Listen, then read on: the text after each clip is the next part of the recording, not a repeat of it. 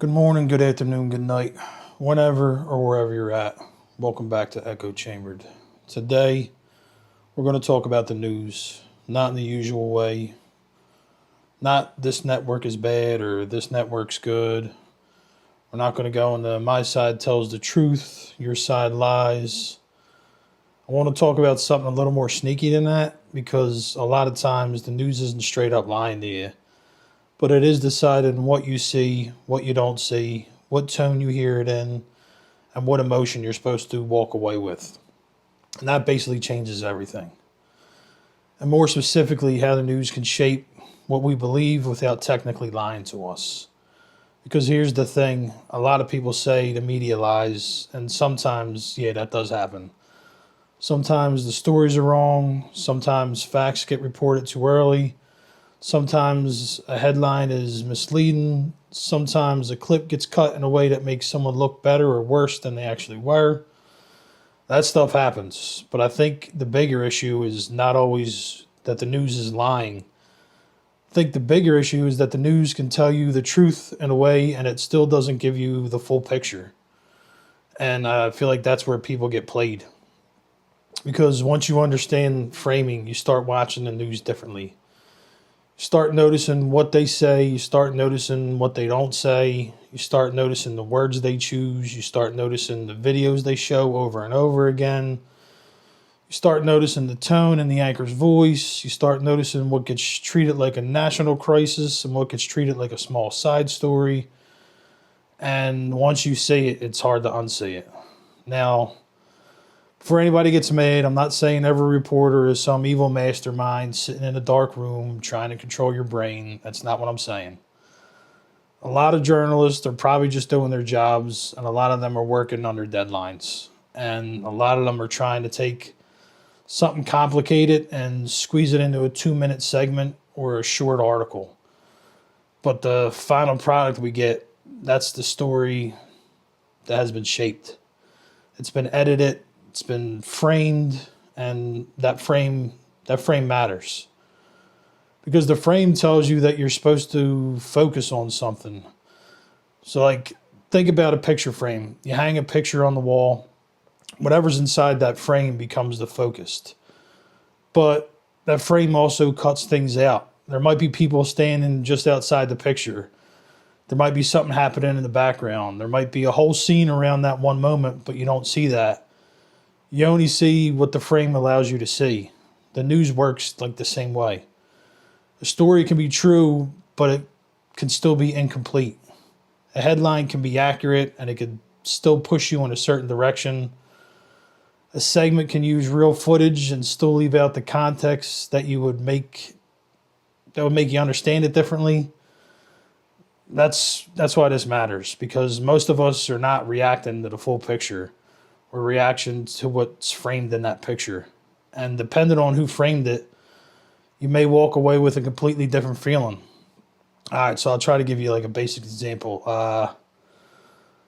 Let's say there's a protest. One news outlet shows footage of people peacefully marching, they're holding signs, they're chanting. You know, people are walking together saying they want justice or change, and you watch that and you're like, all right, these people are standing up for something. And then another outlet covers the same protest, but they show the one trash can on fire. They showed a broken window. They showed people screaming at police and the most extreme person they could find in the crowd. And you watch that and you think these people are out of control. So I think this is the crazy part. Both outlets might be showing real footage. The peaceful march probably happened. The broken window happened. The chanting people happened. The trash can fire happened. But depending on which part they chose to show you, you walk away with a totally different version of the same event.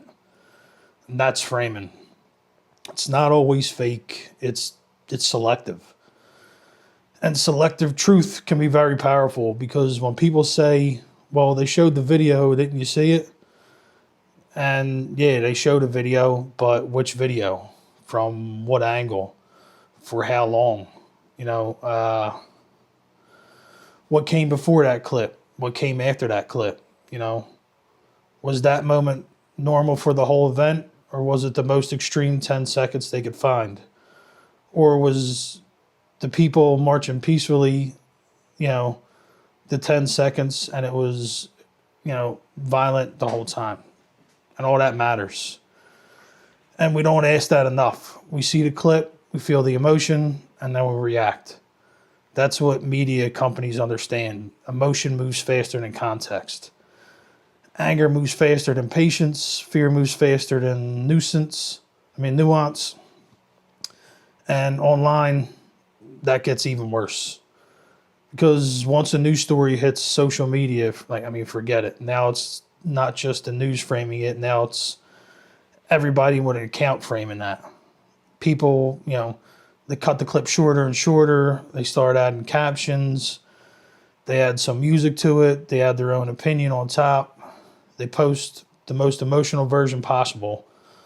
And then we all start arguing based on a version of the story that might be 3 layers removed from what actually happened. And we wonder why nobody can agree on reality anymore. It's because we're not always looking at the same reality. We're looking at a totally different edited version of it. And I think that's where a lot of people are at right now. They don't trust the news, but they also don't really know what to trust instead. So they run to people who already sound like them. They go to the outlet that already agrees with them. They follow the commentator who already confirms what they believe. And I get it. It feels good. Nobody wants to spend their whole day feeling like everything they believe is being challenged. But if you're only getting your news from people who already agree with you, you're not being informed. You're being reassured. And there is a difference. Being informed means sometimes you hear something uncomfortable. Sometimes your side looks bad. Sometimes the person you disagree with makes a good point. Sometimes the story's more complicated than the headline made it seem, though. Being reassured means it's like every story somehow proves what you already believed yesterday. And that can be dangerous. Because if every story you watch makes your side reasonable and the other side look insane, you might not be watching the news. You might be watching a comfort show for your own opinions. And listen, I'm not saying that to attack anybody.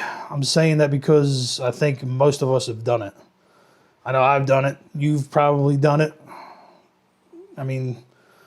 We all have those sources where we're like, hey, that sounds right. And sometimes we won't even check further because we like how it feels. It confirms us. It gives us that little hit of, see, I knew I wasn't crazy. But the problem is the truth doesn't always care about making us feel comfortable. Sometimes the truth's annoying. Sometimes it gets in the way of a good argument. Sometimes it ruins the perfect headline. Sometimes it makes both sides look ridiculous. And honestly, I think we need more of that. We need more stories where the answer isn't my side's good, your side's bad. We need more people saying, hold on a minute. What are we leaving out? That should be one of the first questions we ask. Not just, is this true? We should be saying, what am I not being shown? Because, again, the news doesn't have to lie to shape your perception. It can shape your perception by what it includes. It can shape your perception by what it leaves out. It can shape your perception by where it places the story. That matters too. A story at the top of the hour feels important. A story buried at the bottom of the page feels like background noise. A story with dramatic music or breaking news graphics feels like it's urgent. A story written in a calm language feels less serious. It's the same facts, different presentation, different emotional reaction, and the words matter too. Pay attention to the words. One person's called a protester, another person's called a rioter. One group's called concerned parents. Another group's called far-right activists. One politician misspeaks. Another politician spreads dangerous misinformation. One policy is called reform. Another one is called government overreach. One side's fighting for democracy. The other side's attacking institutions. Now sometimes those words might actually fit. I'm not saying all labels are wrong. But we should notice when the words are doing more work than the facts, because language can guide your emotions before you even know the details. A headline can make you angry before you even read the article. I mean, a word can make you pick a side before you know what happened. I mean, it's not an accident. I mean, words create a lane for your brain to drive in. And once you're in that lane, it's hard to get out. I mean, that's why headlines are so powerful. Most people don't read the full article, they read the headline. You know, maybe they read the first paragraph, maybe they watch the first 30-second clip, and then they have an opinion. And I'm not judging that like I'm above it. I mean, we're all busy. People got jobs, we got families, we got bills, stress. Nobody really has time to research every single issue like they're watching. Or, I mean, we don't got like, we're not like writing an essay. We're not going to research every little thing. We're all guilty of it. But that's why framing's so powerful, because most people only have time for the framed version. They don't have time to step outside the frame and look around, see what's happening. You know, the headline becomes the story. The clip becomes the evidence. That caption becomes the conclusion, and everybody's fighting now. But half the people in the argument have not even seen the full context. They saw the version that was built to make them react. And reaction is the business model now. That's another part we need to be honest about. News is not just information, it is a business. Attention is money, clicks are money, views are money, outrage is money, fear is money. I mean, if a calm, balanced headline gets ignored, but a dramatic headline gets shared by 1 million people, what do you think they're going to keep doing? I mean, it's just common sense. It's a business. They're going to keep feeding the thing that works. Now, that doesn't mean every journalist is corrupt. It does mean the system rewards emotion, and the strongest emotions usually win. I mean, anger wins, fear wins, disgust wins, tribal loyalty wins. Calm, careful thinking usually doesn't go viral. Nobody shares a headline that says, complicated situation has multiple factors and reasonable people may disagree. Nobody's going to click on that. Nobody's going to read that. Nobody's going to watch it. I mean, that's not going anywhere. But a headline that makes people feel furious, that thing's flying. And the media knows that. Political commentators know that. Influencers know it. Everybody knows it. So we get trapped in this cycle where the loudest, most dramatic version of a story becomes the version everybody sees. And then we start believing the world is only as crazy as the worst clips we've been shown. But the world is bigger than the clips. The country is bigger than the comment section. People are more complicated than the worst sentence they ever said. And stories are usually deeper than the headline. I mean, that's why I think media literacy matters. And I know that sounds like some boring classroom term, but it's not. I mean, media literacy basically means learning how to not get played by the media. And that's it. It means when a story comes out, you don't just ask, do I agree with this? I mean, you should be asking, who's telling me this? What do they want me to make? What do they want me to feel? What they leave out? Has this been confirmed? Is this the full video? Is this one person's opinion, or is this what actually happened? Are they showing me the facts, or are they selling me a feeling? Our last one's big. Are they showing me the facts, or are they selling me a feeling? Because a lot of the news today is built around feelings. You're supposed to feel angry. You're supposed to feel scared. I mean, you're supposed to feel morally superior. You're supposed to feel like your side is the only side with common sense. You're supposed to feel like the other side is ruining everything, and when you feel that way long enough, you stop seeing people as people, and you start seeing them as categories. That's the left. That's the right. There's the liberals. There's the conservatives. There's the immigrants. There's the police. That's the protesters. That's the parents. That's the politicians. That's the rich people, the poor people, city people, rural people, and the list goes on and on. But everybody becomes a label. And once people become labels, it's easier to hate them. It's easier to dismiss them. It's easier to say, those people are the problem. But most people are not as simple as the label they get placed into. That's another thing framing does. It flattens people. It takes complicated human beings and turns them into symbols. One person becomes proof that an entire group is bad. One crime becomes proof that the whole policy failed. One bad cop becomes proof that every cop's corrupt. One bad protester becomes proof that every protest is dangerous. One bad immigrant becomes proof that all immigrants are a threat. One politician becomes proof that everyone on that side is evil. And once we start thinking like that, we're not thinking clearly anymore. We're just collecting examples to support our anger. That's why I think the question should always be, is this story helping me understand the issue, or is it helping me hate somebody? That's a serious question, because a lot of the context we consume is not really helping us understand anything. It's helping us stay mad, and being mad all the time is kind of exhausting. It also makes us easier to control, because when you're angry, you don't slow down, you don't double check, you don't ask better questions, you just react. And people who benefit from reaction know that. Now, I don't want this to sound like I'm saying don't trust anything. That's not the answer either, because some people go as far into distrust that they'll believe anything as long as it's against the mainstream. That's not critical thinking. That's just reverse programming. If you automatically believe something because CNN said it, that's a problem. But if you automatically reject something because CNN said it, that's also a problem. It's the same thing with Fox.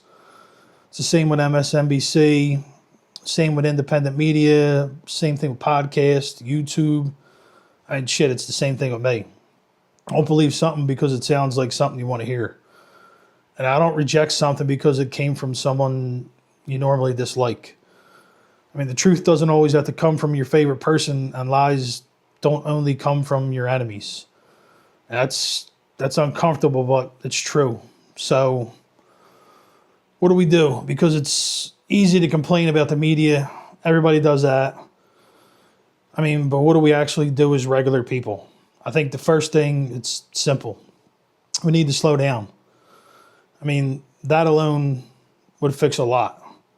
When a story breaks, don't immediately marry your first opinion. Just date it for a little bit, basically. Let more information come out, because the first version of a story is often incomplete. Sometimes it's even wrong. Sometimes the emotional part comes first and the context comes later. But by the time the context arrives, people have already chosen sides, and nobody wants to admit they reacted too fast. So they dig in, they defend the first version they heard, even when new information proves them wrong and changes. That's pride. And pride is one of the reasons we stay stuck. The second thing is we need to check more than one source. And I know people say that all the time, but it really does matter. Don't check two sources that already agree with each other. Look at how different outlets frame the story. Look at what one outlet highlights and what the other one ignores. That doesn't mean you have to trust all of them equally. It does help you see the shape of the frame, though. If one side's only showing the part that makes their argument stronger and the other side is doing the same thing, somewhere between those versions might be the part you actually need. Third, watch out for emotional headlines. If the headline sounds like it was built to make you furious, probably was. You should pause. That doesn't mean it's false. It just means you should be careful. Because the more emotional the framing, the more likely you are to react before thinking. Fourth, ask what's missing. This is probably the biggest one. What's missing? Did they include the full quote? Did they show what happened before the video started? Did they mention the timeline? Did they explain the law or policy that was involved? Did they include the strongest argument from the other side, or just the weakest one? Did they interview normal people or only the most extreme voices? That matters. Because if you only see the craziest person from the other side, of course you're going to think the other side is crazy. But that's not reality. I mean, it's just not. I mean, sometimes the media picks the loudest person because the loudest person makes the best content. And now we all think the loudest person represents everybody. That's how we get divided, by people who don't represent most of us. Fifth, we should be willing to change our minds. I know it sounds simple, but it is hard because changing your mind feels like you're losing, especially online. Nobody wants to be like, yeah, I might have got that wrong. Nobody wants to do that. Nobody wants to admit they're wrong. But that should not feel like a weakness if you're wrong. It should feel like growth. I mean, if new facts come out and your opinion changes, that means you're thinking. That means you're not trapped. That means you're not just repeating what your side told you to say. And honestly, that's what we probably need more of. People who think without asking permission from their political tribe. People who can say, I agree with this part, but, not that part. People who can say, like my side's right here, but, not right over there. People who can say story's more complicated than the headline. I mean, that's not fence sitting. That's being honest. And there is a difference because I know some people hate anything that sounds balanced. They hear balance and they think, you're afraid to take a stand. But I mean, I don't think that's what it is. You can take a stand and still be fair. You can have strong opinions and still admit, when the facts are complicated. You can criticize one side without pretending the other side is perfect. I mean, that's not a weakness. That's what's the word I'm looking for? That's maturity. And I think we lost a lot of that. We've replaced maturity with performance. Everybody has to perform outrage. Everybody has to prove that. Everybody's got to prove they're loyal. Everybody has to say the strongest version of their side's argument and the dumbest version of the other side's argument. And then we act shocked when nobody trusts anybody. I mean, of course we don't trust anybody. We're constantly being sold half the picture. So no, I don't think the answer is to throw away all the news. I don't think the answer is to trust every random person on the internet either. I think the answer is to become harder to manipulate. I mean, that's it. Be harder to manipulate. Don't let a headline own your mood. Don't let a clip tell you the whole story. Don't let one outlet decide what matters. Don't let your favorite commentator do all your thinking for you. And don't let the internet rush you into an opinion just because everybody else is yelling. I mean, here's the truth. News may not be lying to you, but that doesn't mean it's telling you everything. And sometimes what gets left out is the part that would make you see the story differently. Sometimes what gets left out is the context. Sometimes it's the history. Sometimes it's the motive. Sometimes the boring headline is the headline that actually matters. The boring details actually matter. Sometimes the fact that the other side has 1 or 2 points is worth hearing. And sometimes it's the humanity of the people involved. I mean, that's why we have to pay attention. It's not just to the story, but to the way the story is being handed to you. Because the way a story is told can change the way a country thinks. And if we're not careful, we won't even notice when it's happening. We'll just keep reacting, keep sharing, keep arguing, keep assuming we're informed because we saw the same clip that everybody else saw. But being informed takes more than watching the loudest version of a story. It takes patience. It takes humility. It takes being willing to say, I need more information before I can decide what I think. And that's not exciting. I know it doesn't get clicks, but it might keep us from looking stupid later. And more importantly, it might keep us from becoming the kind of people who are easy to control.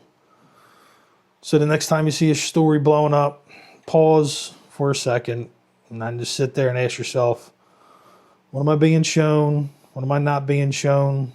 What do they want me to feel? Is there more to this than the version I'm getting? I mean, that doesn't mean you won't have an opinion. You should have opinions. Just make sure they're actually your opinions. Not just something you borrowed from a headline or a clip or some angry person on the internet who makes money keeping you mad. Because at the end of the day, the goal isn't to stop watching the news. The goal is to stop being used by it. So remember, the news might not always be lying, but that doesn't mean you're getting the whole picture. Slow down, question the framing, and don't let anybody hand you an opinion before they hand you the full story. So do me a favor, drop your thoughts in the comments. You think the media is lying? You think they're leaving things out or giving people what they already want to hear? And with that said, I will catch you on the next video.